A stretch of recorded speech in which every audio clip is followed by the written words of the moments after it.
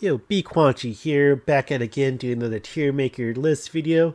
This time, based off one of my favorite RPGs I had growing up, is Final Fantasy IV. So I did make this tier list myself. These are more focused on primarily party characters you get throughout the game. I'm going to put a link to the list I made in the description of this video so you can make it yourself.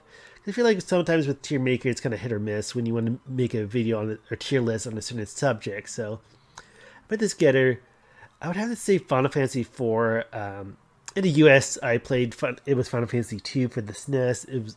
I believe it was my first RPG. Definitely one of the first ones I beat. So it does hold a lot of memories to it. So, and I also want to give like a little disclosure. This is maybe be more of a casual list. Even though I'm a big fan of the series, it's not going to be like, oh, this one gets an A because of the abilities and stats and all that. So I'm not going to break down all the characters with like stats and or how they play in a story and all that. So it won't be like a huge breakdown, but I do love the series. It's my favorite. I played mostly the SNES one, which a lot of stuff was cut out versus what they got in Japan when Final Fantasy IV came out. I did play the 3D remake, the one on Steam. I know they brought back a lot of stuff like Dark Knight Cecil had his darkness ability, and Rosa had her prey and all that. And yeah, but I'm not going to break down with each character like, oh, this is their pros and cons and all that. So let's get down to it. So the first one we have Dark Knight Cecil. I really like his character. I did put both him and the Paladin version of him on this tier list, so I would say Dark Knight will get a B. It's a shame in the original SNES, at least the US version, they cut out his darkness ability. I kind of wish they did more because I feel like in later Final Fantasy installments they did more with the Dark Knight in terms of skills and abilities and stuff like that. But pretty much my experience was just using him to attack or use items, so kind of a bummer with the first installment that I ever played of Final Fantasy. Kind of all the stuff like cut back. I think the thinking behind it was, oh, I'm going to make things simpler. Like Americans won't get these mechanics or get these different aspects when it comes to RPGs and turn-based and all that. But next we have the Paladin version of Cecil.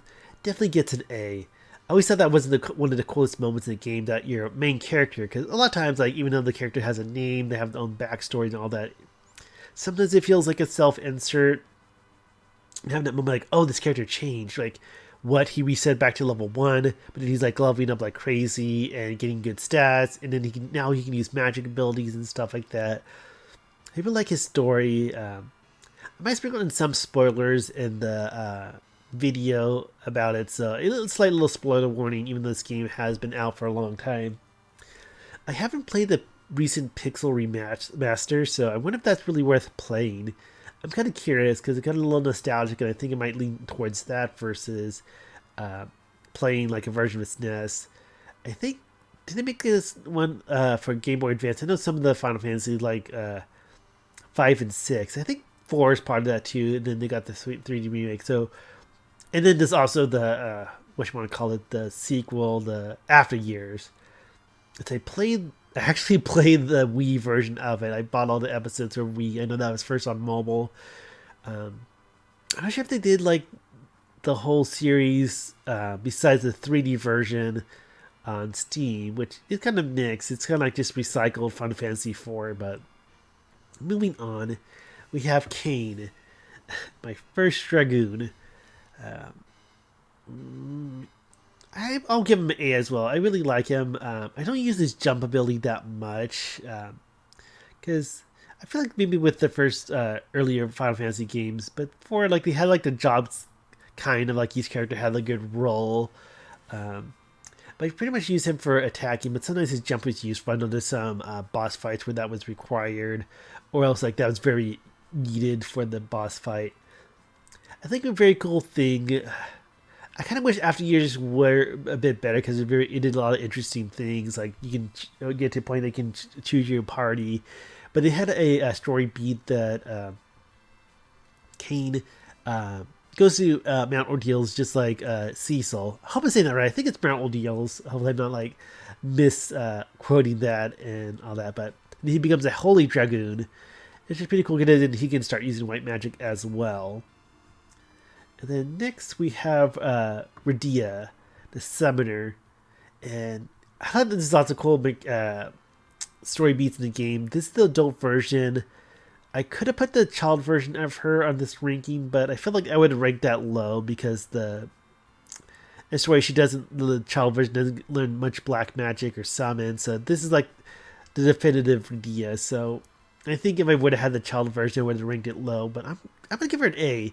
Like she knows all the black magic. She gets all these cool summons. And you get the aspect of the game where you can get like optional summons. Like I remember discovering like, oh, you can fight Odin. That's like a huge boss fight that's like really difficult unless you're really ready for it. So I thought it was pretty cool. Or the Land of Summons. I forget what it's called. I think in additional versions of this game they called them Eidolons. I forget. God, I'm just trying to think of all the terms. I know like they really changed the summons, like the terminology with the Final Fantasy series. I forgot what they called them in Final Fantasy VI. I don't think they called them Eidolons or summons, but I forget. But I have to look that up because I want to do a tier list for Final Fantasy VI as well for party characters. So just because like the child version of her doesn't get too much in terms of skills, so I think I'll just have the adult version and she's going to be an A. And next we have Tilla, which is a pretty fun character. It's kind of cool that you get him early on in the game, and then he also leaves the party and then comes back. So he knows good white and black magic. There's even that cool moment at Mount Ordeals where he learns like all his forgotten magic, including Meteos, which I forget. I think it's called Meteor, but back in the day, like he can only fit so many letters. So I think it was what called Meteo, with the meteor attack. But I always find annoying that they cap his MP at 90, so no matter how much you level him up, his MP doesn't change, so you can never use that ability, and then it becomes kind of a annoyance when using regular magic that he runs for the MP quickly. So I'm going to give him a D. I like the fact that he knows white and black magic, especially when you get him again in the party, but that is just pretty annoying. I know like he has that skill. I don't think it's in the US version of the Super Nintendo, but he has Recall. I think that casts a random spell without using MP. I forget, but that was kind of a cool aspect. I think that's in like the 3D remake, and I think the Pixel Remaster. Maybe I have to play it on stream as well. But I think just because they nerf his MP to be so low, he just kind of loses all his potential and all that. So a pretty cool character, but that MP thing that really drags him down. Next we have Edward, the bard, and he's like actually a prince. That's where you get the whole thing like the you spoony bard. Like Taylor doesn't really like him that much. He has some interesting story beats, but I'm gonna give him an F. Like maybe not to say bards and RPGs are awful, but did they change him up in other follow versions of the game? I think the sing I'm pretty sure you can't sing in the US NES version, but it was based on the instrument he was holding. And I think over time they give the bard different abilities. I remember kind of a little bit off topic, but I did play the mobile game Final Fantasy Record Keeper a lot, which the global version was ended its service, which sucks. But I know like a lot of people like to use Edward as to cast buffs a lot, which I feel like Final Fantasy got that later on in the series, like to use the bard abilities to really buff a party. But in Final Fantasy 4, I think of the US release, but I feel like they didn't really do much with bards in earlier games. But the buff thing is pretty cool, but in this game I think he's not as great. Next we have Rosa. So this is kind of the love interest, the major white mage in the series. She also pretty cool. I know she has the aim ability with bows and arrows that they kept in the US version, but they didn't give her, I believe it's prey. Maybe because it was a religious thing. But Yeah, because that can I'm not sure it's guaranteed, but it can recover health and MP, HP and MP. I'm gonna give her a B because one of my annoying things about white mages or white magic in this game is that the only offensive skill you get is holy at the end of the game. I'm trying to think if it was called something else in the US because like US didn't have like Fire Fraga or Fura or Kira. They call like Fire 1, Fire 2, but I think it was called Holy.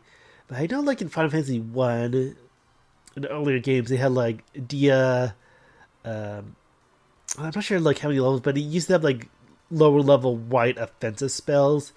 And then Final Fantasy 4, I think was just Holy. Besides, I think maybe one or two summons had Holy magic, but it's like uh, if they would have put more offensive white magic in Final Fantasy 4, I probably would have ranked her up to A. But she is probably the best white magic user in the game. Of course, like with the game, you get permanent characters versus ones that leave your party. So she feels like she's at a B.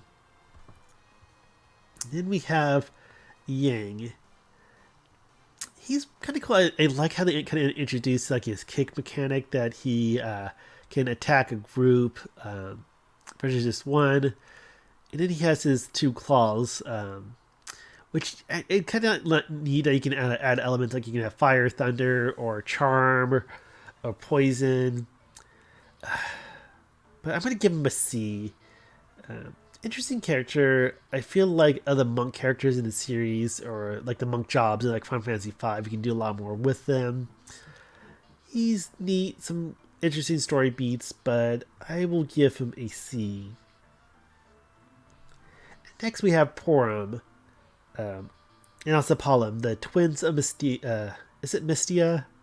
I probably mispronouncing the name, but they kind of help Cecil as he climbs Mount Ordeal to become a paladin. For white magic, I'm going to give her C. I'm also going to give Palom a C too for black magic. So I think they're better than Tila because they don't have the MP block in terms of like they can increase the MP by leveling up. You do have them for a limited amount of times. They do have that really cool twin ability that you can do, which I believe that does cast MP. Maybe it's because you don't get them for so long, and they don't as memorable. But then you have that moment where they get totally stoned and save the day. If you play the game, you know what that means. But I do like in the after years how they change up the designs and they become a little bit more unique. I almost forget which one is which. I kind of like how they become their own, like more unique characters. They do get a good personalities. Like you have little moments where Porum bops Palm on the head, so, and a little music too. So had a lot of fun moments in the game, but yeah, not as good as other characters. And then next we have Sid. Does Sid? I think this is the first Sid you actually have in a party. I know in previous games there was maybe because the three remake of 3. I know there was a Sid in 2. I'm not sure if there's a Sid in 1. I think so, but this is the first Sid you get in a party. I like his character design, like his big beard. He's like the engineer type.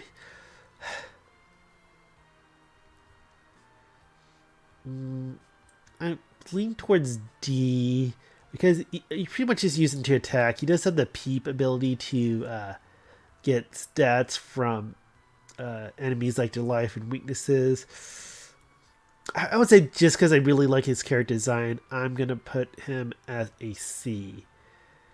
Yeah, not the best character. I not sure if they did like an engineer job class. I think 5 and even X2 really experimented, maybe even like Final Fantasy Tactics that really like experimented with like unique jobs and the roles and skills and stuff like that. So kind of a simple, just like you just use him to attack, but because I really like his design, I'm gonna give him a C.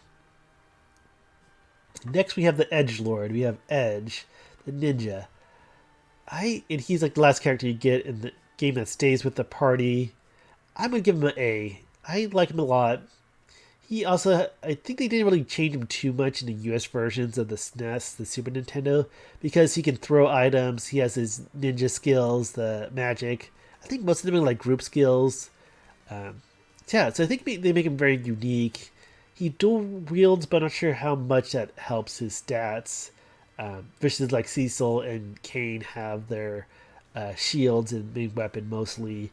Um, but yeah, I think he's a really cool ninja class. Kind of fun personality he's been for Medea. And he's also like a prince's royalty, so I kind of like his unique story as well. Um, but yeah, I'm gonna put him in the A. And then next we have Fosula. So he plays a big part in like pushing the story near the end of the game. He's actually from the moon, and he's kind of, I guess you could say he's the sage class because he knows like all the white magic and all the black magic, which is really cool. Oop, didn't mean to do that.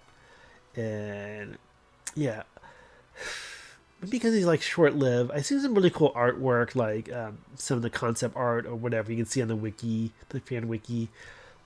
I'm gonna give him a B. I think that's right. It would be kind of shame you don't get to keep him for the end of the game, but he's a really cool character. A little moon man and all that.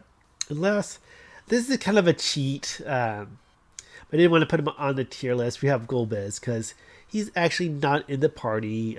The sprite is, and again, when you're fighting the boss, is like a scripted fight with Fosula and Golbez fighting Zemus and all that. So they do have like a party sprite for him, even though you never get him in the party.